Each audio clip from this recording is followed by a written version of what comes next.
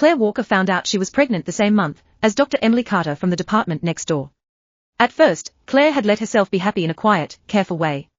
She was 36, a senior surgical nurse at Mercy General Hospital in Riverton, Ohio, and she had waited years for the timing to be right.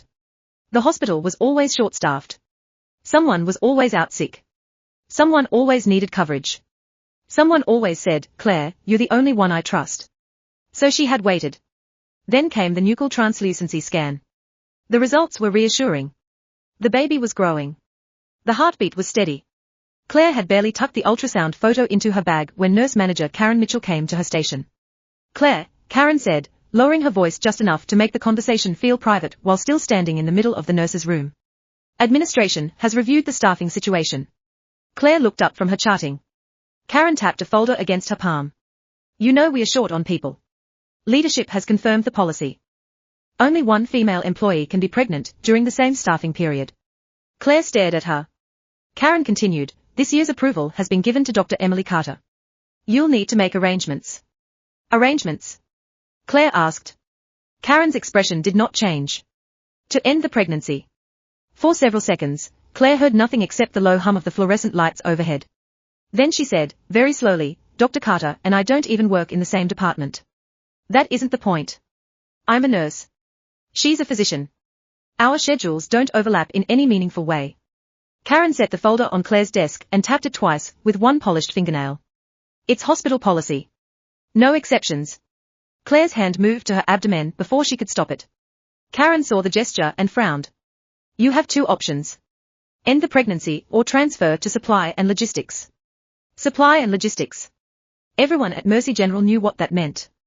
No clinical ladder. No specialty advancement. No leadership track. A stagnant administrative corner where people were sent when the hospital wanted them out of sight, but not officially gone. A place with a monthly income that would barely cover a mortgage payment and groceries. Claire's fingers tightened around her pen. She had worked at Mercy General for 8 years. 8 years of first-line shifts, emergency calls, overtime, weekend rotations, and holiday nights.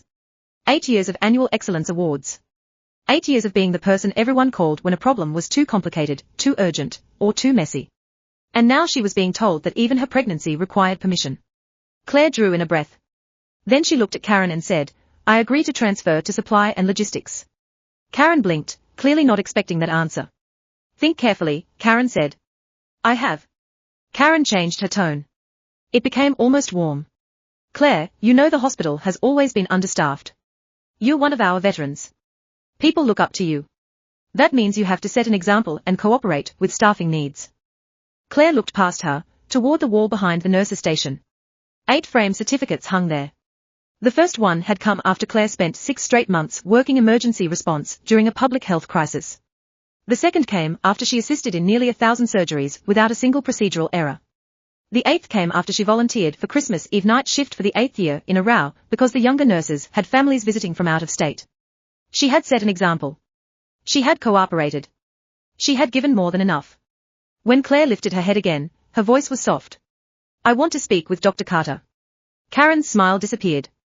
"Do whatever you want. The outcome won't change." Claire stood, walked down the hall, and knocked on the office door of Dr. Robert Carter, the director of her department.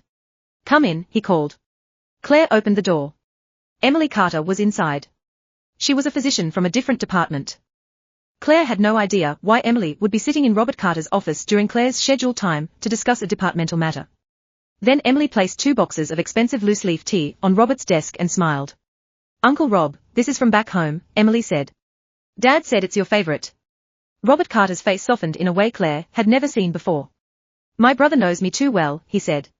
"Emily, go home and rest. I already adjusted your schedule, so you won't have as many shifts." Emily touched her abdomen with a delicate smile. "You're newly pregnant," Robert added. "You need to take it easy. I'm looking forward to spoiling my great-niece or great-nephew." Emily turned and finally noticed Claire. As she passed, her eyes flicked toward Claire's stomach. Her gaze was brief, cold, and quietly triumphant. When Emily left, Robert Carter's face returned to its usual administrative blankness. "What do you need, Claire?" Claire closed the door behind her. "Dr. Carter, I believe the hospital's instruction is unreasonable." He leaned back. "My pregnancy and Dr. Emily Carter's pregnancy don't create the same staffing issue. We work in different departments, different roles, different schedules. In our department, I'm the only pregnant employee. There is no conflict that cannot be scheduled around. Robert lifted his eyelids lazily. Claire, this is a hospital decision. My hands are tied. Claire's fingers curled. Then why am I the one being asked to give up my pregnancy? Why not Dr. Carter? The moment she said Emily's name, Robert stood. Be careful, he said. Claire met his eyes. Dr. Emily Carter is a highly educated physician and one of this hospital's rising talents, Robert said. Her pregnancy is a personal matter that the hospital is accommodating appropriately. And mine isn't. You should have planned better, Robert said. You waited until now, and suddenly everyone else has to adjust. Claire almost laughed. She knew exactly why she had waited. When she was younger and newly married, she had thought about trying for a child. Robert had told her the department was too short-staffed. He had said she was reliable. He had said good nurses had to think beyond themselves. She had listened. And what had that loyalty earned her? Claire reached for the doorknob. If you won't address this, I'll speak with Administrator Reynolds. Robert did not argue. His face became very calm. Too calm. Claire understood why when she stepped into Mark Reynolds's office 20 minutes later. On the hospital administrator's desk sat 2 boxes of the same expensive loose-leaf tea Emily had given Robert. Claire had not even opened her mouth when Reynolds gestured toward a chair. Claire, he said, sounding patient and weary. I know you're here because of the pregnancy issue. I wish I could help, but the rule exists for a reason. Claire remained standing. Mercy General can only approve 1 internal pregnancy accommodation per year, Reynolds continued. We save lives here. We can't function if staffing collapses. Then why isn't Dr. Emily Carter being asked to give up her accommodation? Claire asked. Reynolds frowned as if she were being difficult on purpose. Dr.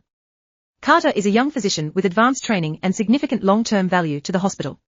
You're a nurse, Claire. You understand operations. You should show some professional responsibility. Claire said calmly, is this because Emily Carter is Robert Carter's niece? Reynolds's expression hardened. That is an inappropriate accusation. Is it inaccurate? This hospital does not operate on favoritism, Reynolds said. I advise you not to make reckless claims. Claire nodded once. Understood. Reynolds pushed his glasses up the bridge of his nose. So? I won't end my pregnancy, Claire said. I agree to transfer to supply and logistics. He studied her. Are you sure? You'd risk your career for this. Claire said nothing. If you want a child so badly, Reynolds added, I can personally approve you for next year's accommodation. Claire turned and left the office without answering. Reynolds had misunderstood her. The transfer was not surrender. It was a declaration of war. If they all believed a nurse could be moved aside without consequence, Claire was willing to let them learn the truth. Within a week, the department would begin to fall apart.